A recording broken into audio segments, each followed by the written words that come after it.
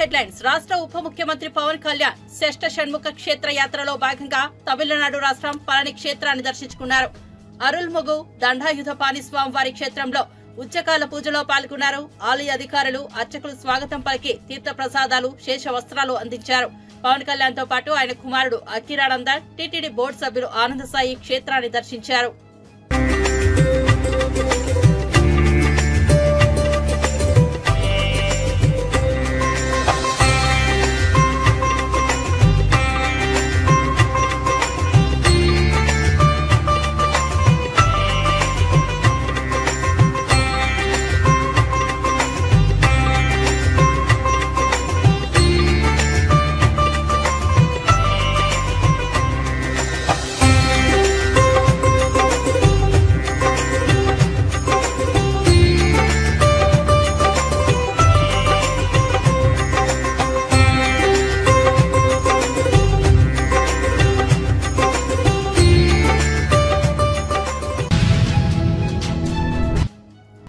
సంగారెడ్డి జిల్లా గుమ్మడిదల మండలంలో dumping yard ఏర్పాటును వ్యతిరేకిస్తూ నిరసన చేస్తున్న రైతులు, స్థానికులకు మాజీ మంత్రి హరీష్ రావు మద్దతు ప్రకటించారు.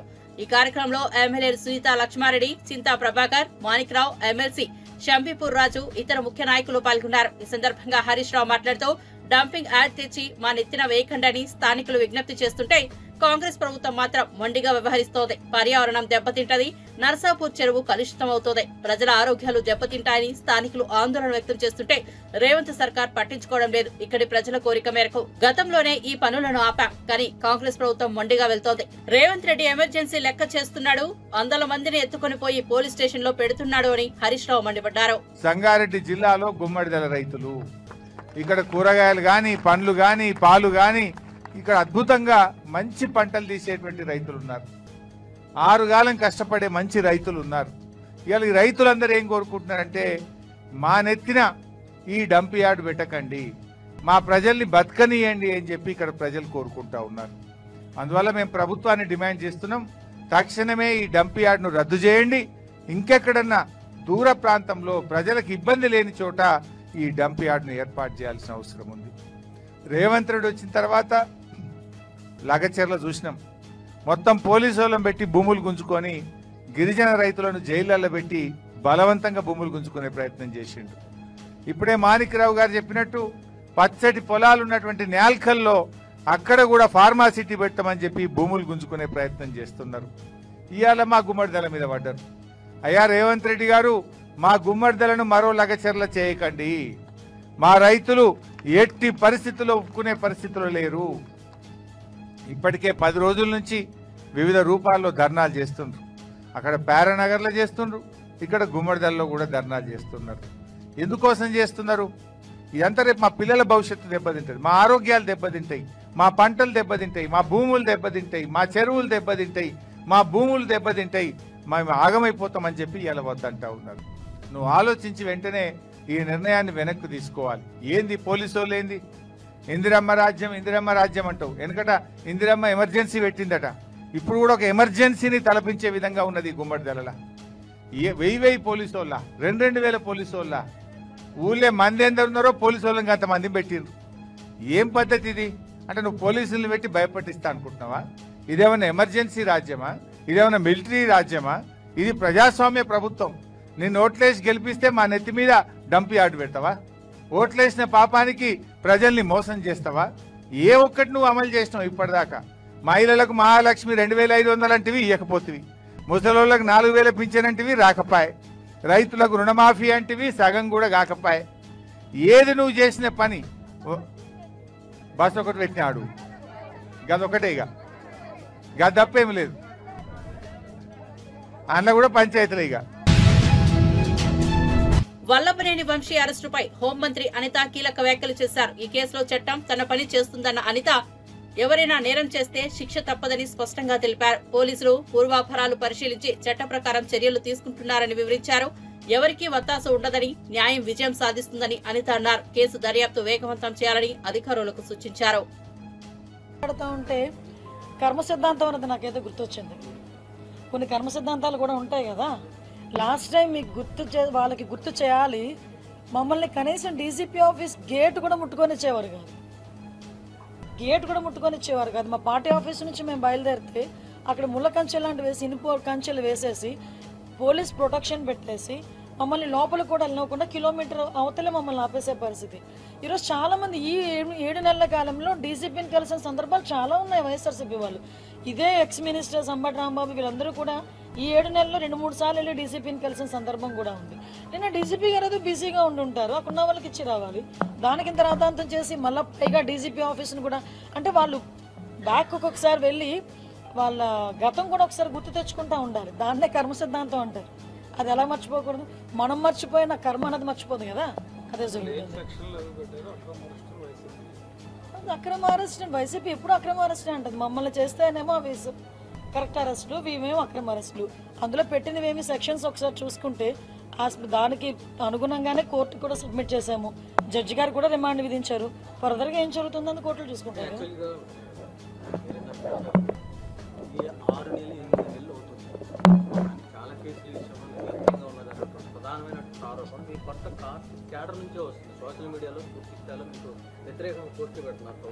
మీకు విషయం ఏంటంటే ఇప్పుడు ఏదైనా చాలా జాగ్రత్తగా చేయాలండి. ఇది లా అండ్ ఆర్డర్కి సంబంధించిన విషయం, కోర్టులకు సంబంధించిన విషయం. ఒక కేసు పడింది అనుకుంటే ఆ కేసు ఎందుకు ఏ రకంగా పడింది అవన్నీ కూడా మేము కూలంకషంగా మేము చర్చించుకోవాలి. ఒక డీటెయిల్ రిపోర్ట్ ఇవ్వాలి అనుకుంటే కనుక మేము అంత స్టడీ చేయకుండా మేము ఇవ్వకూడదు. అంటే ప్రతి ఒక్క విషయంలోనే కూడా అందరికీ న్యాయం జరగాలనే కోరుకుంటున్నాము. తప్పు చేసిన వాడికి శిక్ష పడాలని కూడా కోరుకుంటున్నాం. మీరు అబ్జర్వ్ చేసుకుంటే లాస్ట్ విజయనగరం జిల్లాలో ఒక పోక్సో కేసు ఒకటి వచ్చింది.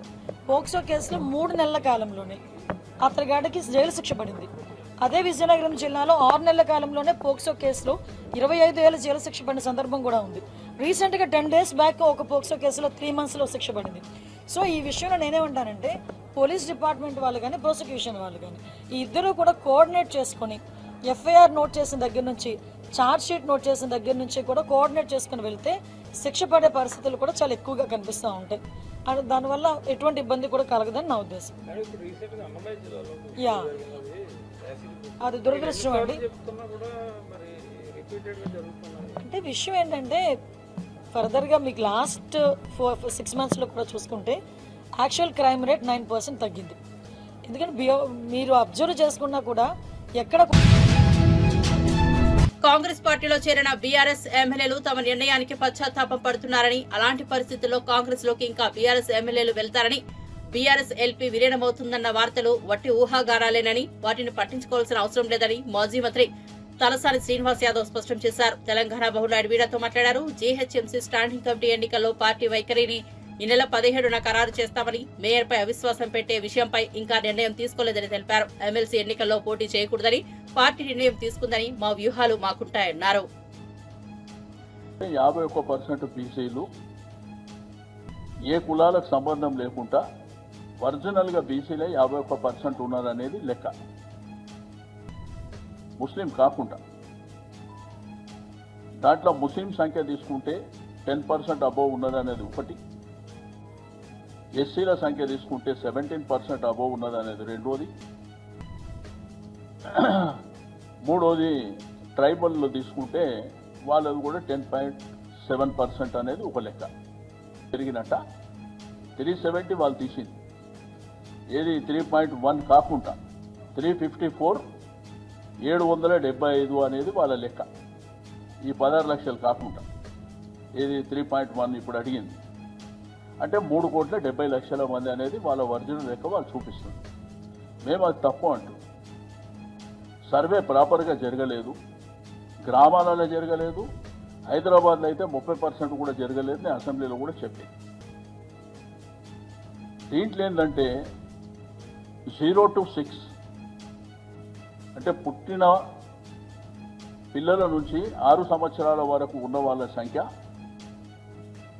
రమారమే 38 లక్షల పైన ఉన్నారు అనేది గవర్నమెంట్ లెక్క.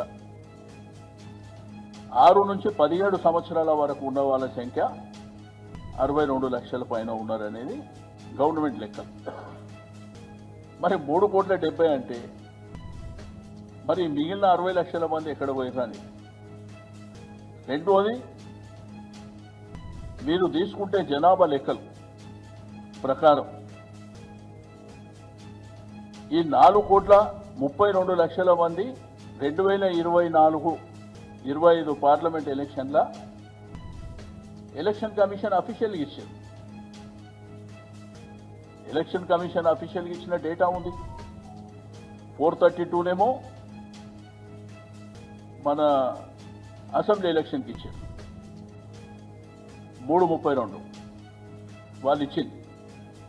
వాళ్ళేమో 18 years అబవ్ వాళ్ళే ఇచ్చారు. మామూలుగా అట్లనే ఇస్తారు. మరి ఇక్కడ మిగిలిన వాళ్ళ సంఖ్య ఎక్కడ పోయిందనేది, అందుకే నేను ప్రభుత్వాన్ని మీరు భేషజాలకు పోకుండా ఈ సమాజానికి న్యాయం చేయాలనేటువంటి సంకల్పం ఉంటే మీరు ఫ్రెష్గా సర్వే చేయండి. దాంతోపాటు నిన్న చెప్పినట్టు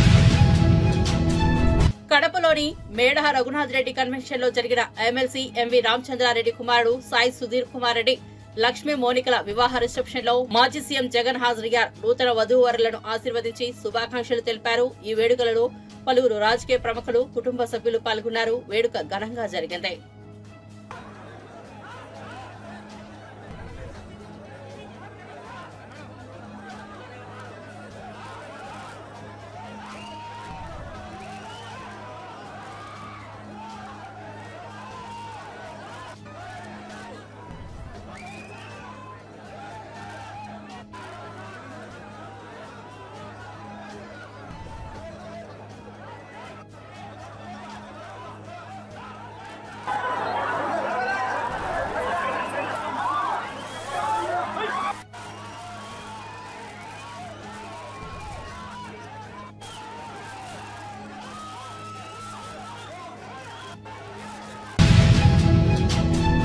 రాష్ట్రానికి సీఎం మారలే తప్ప ఇంకేం మారలేదని రాష్ట్ర బీజేపీ అధ్యక్షుడు కేంద్ర మంత్రి కిషన్ రెడ్డి సంచలన వ్యాఖ్యలు చేశారు.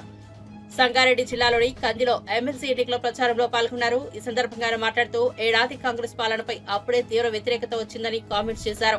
ఎన్నికల సందర్భంగా ఆ పార్టీ ఇచ్చిన హామీలు ఎందుకు అమలు చేయడం లేదని, ఎక్కడ పడితే అక్కడ అధికార పార్టీ నేతలను యువత, మహిళలు ప్రశ్నిస్తున్నారని అన్నారు. తెలంగాణలో ప్రభుత్వం మారిందే తప్ప పాలన ఏమాత్రం మారలేదని ఫైర్ అయ్యారు.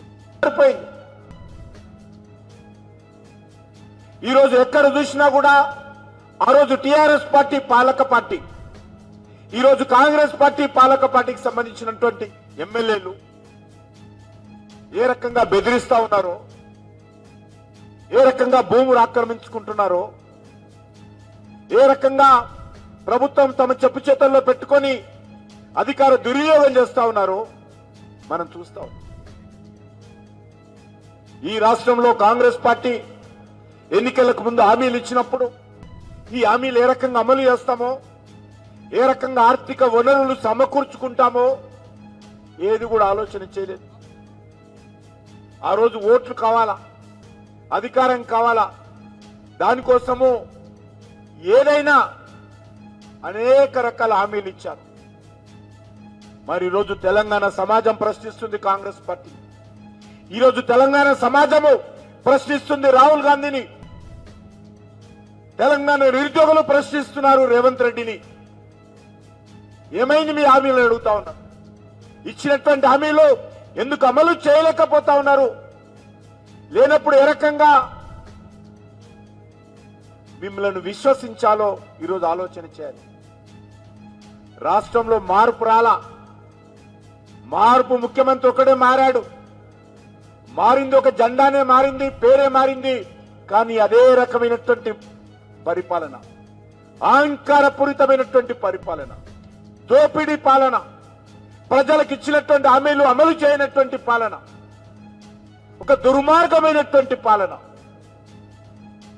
ఎన్నికలకు ముందు జాబ్ క్యాలెండర్ అని చెప్పి ఏ నెలలో ఏ డేట్ లోపల ఎన్ని ఉద్యోగాలు భర్తీ చేస్తామని చెప్పి మరి 2024 డిసెంబర్ లోపల, అంటే సంవత్సరం లోపల 2 లక్షల ఉద్యోగాలు భర్తీ చేస్తామని చెప్పి ఎన్నికలకు ముందే కాంగ్రెస్ పార్టీ రాహుల్ గాంధీ ఫోటోతో, రేవంత్ రెడ్డి ఫోటోతో, సోనియా గాంధీ ఫోటోతో మరి ఫ్రంట్ పేజ్ ప్రకటనలు ఇచ్చారు. ఈ రాష్ట్రంలో ఉండే నిరుద్యోగులు ఆ రోజు కాంగ్రెస్ పార్టీ ఇచ్చినటువంటి హామీలను చూసి, టీఆర్ఎస్ పార్టీ యొక్క వైఫల్యాలను చూసి నిరుద్యోగ యువత కాంగ్రెస్ అండగా నిలబడింది. హైదరాబాద్ లో ఏదైతే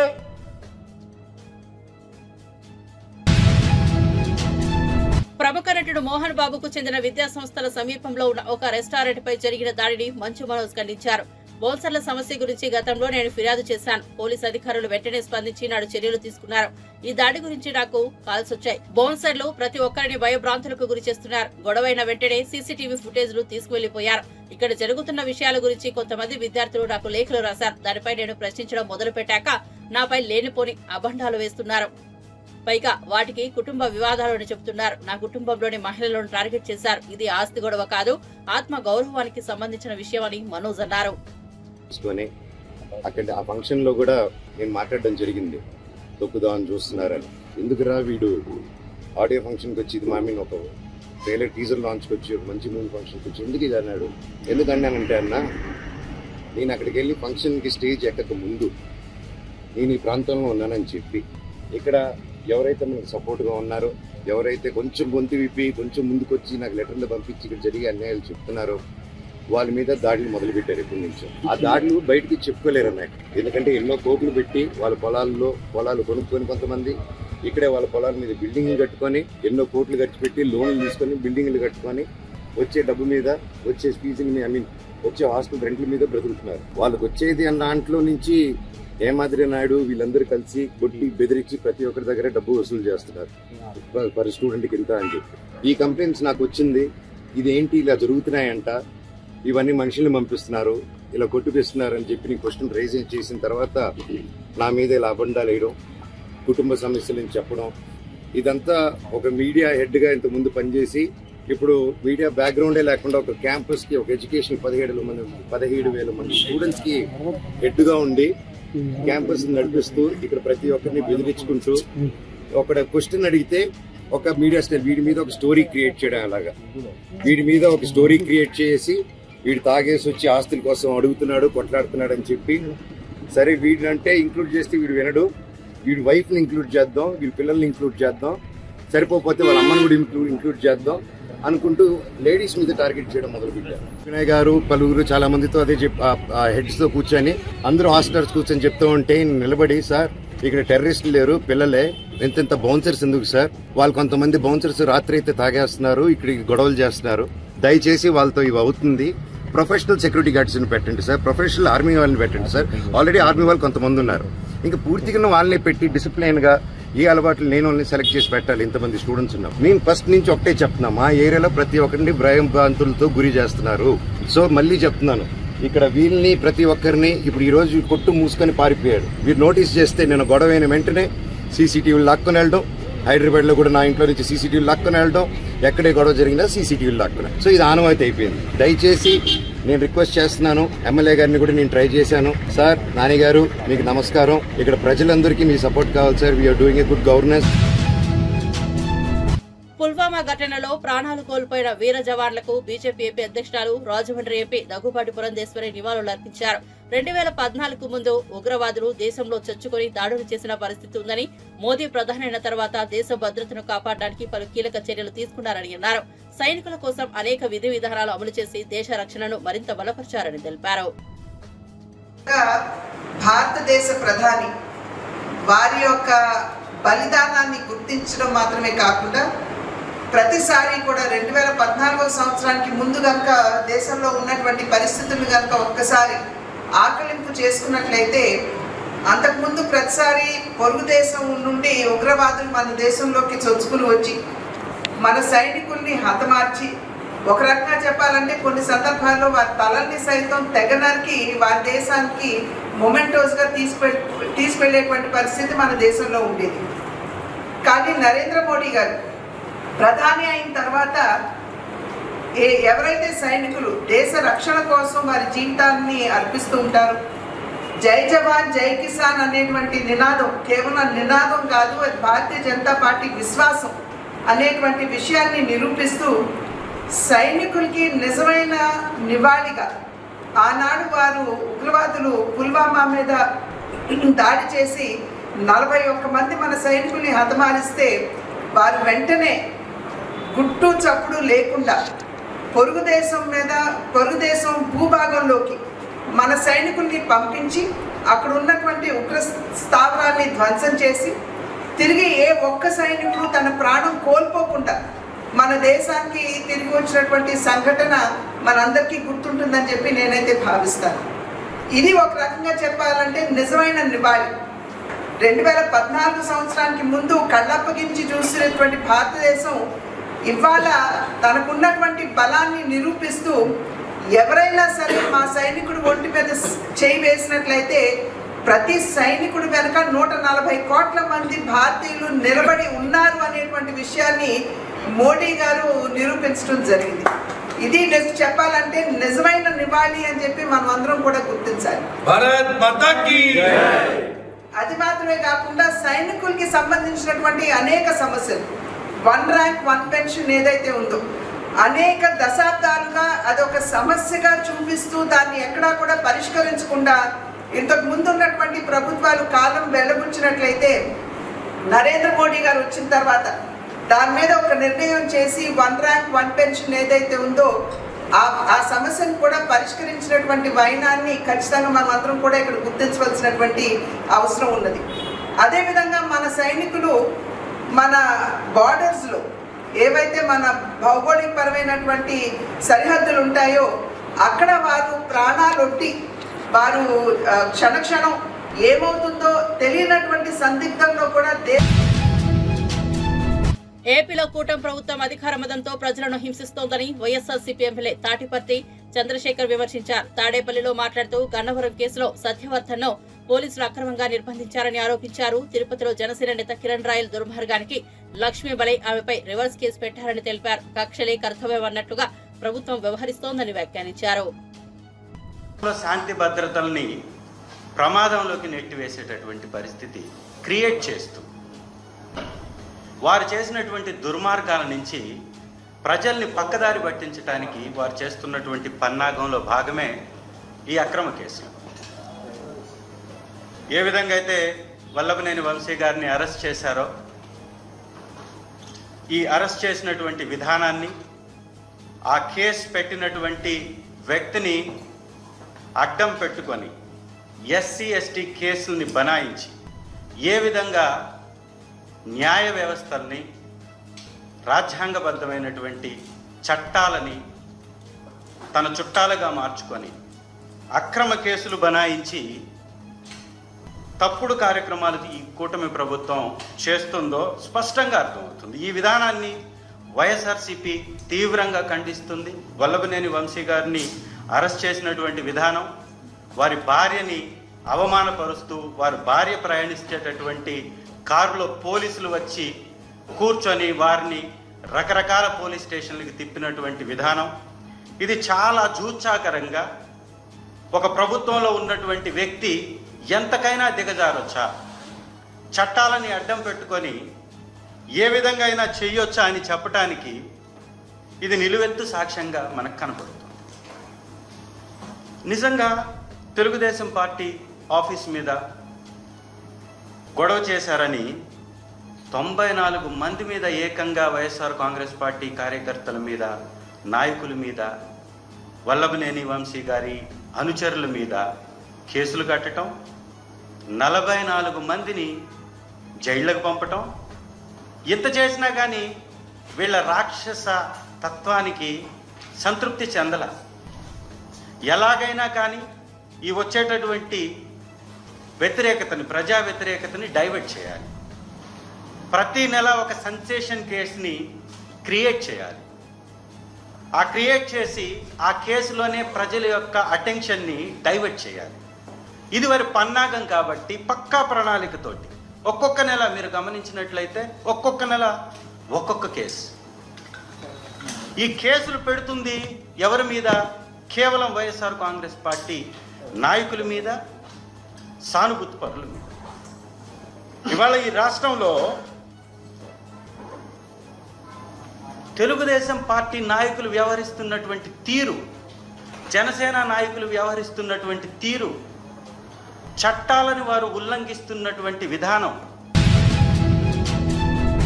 తెలుగు రాష్ట్రాల కోడలేనంటూ చెప్పుకునే కేంద్ర ఆర్థిక మంత్రి నిర్మలా సీతారామన్ తెలంగాణను అవమానించేలా మాట్లాడారని బీఆర్ఎస్ ఎమ్మెల్సీ సత్యవతి రాథోడ్ మండిపడ్డారు. తెలంగాణ భవన్లో మాజీ మంత్రి ఎమ్మెల్సీ సత్యవతి రాథోడ్ మీడియాతో మాట్లాడారు. విభజన చట్టం హామీలు నెరవేర్చడం కేంద్రం బాధ్యత. తెలంగాణ అప్పుల గురించి మాట్లాడుతున్న సీతారామన్ మోదీ వచ్చాక పెరిగిన అప్పుల గురించి మాట్లాడరా? కేసీఆర్ అప్పులు తెచ్చి పేదల బతుకుల మారిస్తే మోదీ మాత్రం బడాబాబులకు మేలు చేశాడు. సీతారామన్ బీజేపీ పాలిత రాష్ట్రాలకే నిధులు తరలించారు. బయ్యార బుక్కు ఫ్యాక్టరీ గురించి సీతారామన్ ఎందుకు మాట్లాడలేదని సత్యవతి రాథోడ్ ప్రశ్నించారు. ఆ విభజన చట్టంలోనే పొందుపరిచి మరి తెలంగాణ అంటే ఒక తెలంగాణ తెచ్చుకోవడమే సంబరం కాదు, తెలంగాణతో పాటు ఇన్నేళ్లు జరిగిన నష్టాన్ని పూరించడం కూడా మరి మీ కర్తవ్యం అని చెప్పి ఆ రోజు కేసీఆర్ గారు, ఆ రోజు ఎంపీలుగా ఉన్న వినోద్ కుమార్ గారు కానీ బీఆర్ఎస్ పార్టీ నాయకులు మరి ఒప్పించి ఈ చట్టంలో రూపొందించడం జరిగింది. కానీ గడిచిన 11 ఏళ్లుగా వారన్నట్టు ట్రైబల్ యూనివర్సిటీ మొన్న తూతూ మంత్రంగా ట్రైబల్ యూనివర్సిటీకి ఎన్నికల ముందు కిషన్ రెడ్డి గారు శంకుస్థాపన చేయడం జరిగింది. మొన్ననే కాజీపేట వారన్నట్టు ఇచ్చిన బడ్జెట్ వేరే దానికి, కానీ చెప్పడం మాత్రం కోచ్ ఫ్యాక్టరీ అని చెప్తున్నారు. ఇంకోవైపు బయ్యారం ఉక్కు పరిశ్రమ ఇస్తా అని చెప్పి దానికి ఈ రోజు వరకు కూడా అతి గతి లేదు. అలాగే దానితో పాటు దేశవ్యాప్తంగా వచ్చిన అనేక ఇన్స్టిట్యూషన్స్కి ఎక్కడొచ్చినా తెలంగాణకు మాత్రం ఒక్కటి ఇవ్వకుండా రిక్త హస్తాన్ని చూపించిన ఘనత నరేంద్ర మోడీ గారి ప్రభుత్వాన్ని, ఈ నిర్మలా సీతారామన్ గారిది అనే విషయాన్ని నేను ఈ సందర్భంగా తెలియజేస్తా ఉన్నా.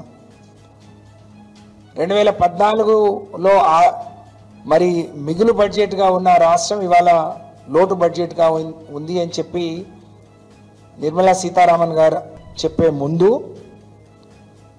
దేశవ్యాప్తంగా ఈరోజు నరేంద్ర మోడీ గారు వచ్చిన తర్వాత ఉన్న అప్పులన్నీ వాటిని తీసుకొచ్చి దేశవ్యాప్తంగా ఏ పేదవాడికైనా నేరుగా మీరు మేలు చేసిందా? కేసీఆర్ గారు తెచ్చిన అప్పులు ఎలాంటి వారన్నట్టు ఎలాంటి ప్రాజెక్టులు కట్టారు, ఎలాంటి ఇన్ఫ్రాస్ట్రక్చర్ డెవలప్ చేశారు, ఏ విధంగా పేదవాడికి రైతాంగానికి ఆదుకోవటానికి మరి కృషి చేసింది అనేది మా దగ్గర అన్ని ఆధారాలు ఉన్నాయి, వాస్తవాలు ఉన్నాయి. వాటిని చూడకుండా, వాటిని గమనించకుండా వాళ్ళ అధికారం కోసం ఎన్నికలు వచ్చే రాష్ట్రాలకు ఒక విధంగా, వాళ్ళ అధికారంలో ఉన్న రాష్ట్రాలకు ఒక విధంగా, ప్రధాని అన్న కేంద్ర ప్రభుత్వం అన్న ఒక పెద్దన్న పాత్ర పోషించాలి, అన్ని రాష్ట్రాలని సమానంగా చూడాలి. అది పక్కన పెట్టేసి మీరు ఒక దురుద్దేశంతో మీ రాజకీయ లాభం కోసం, లబ్ధి కోసం తప్ప మీరు దేశవ్యాప్తంగా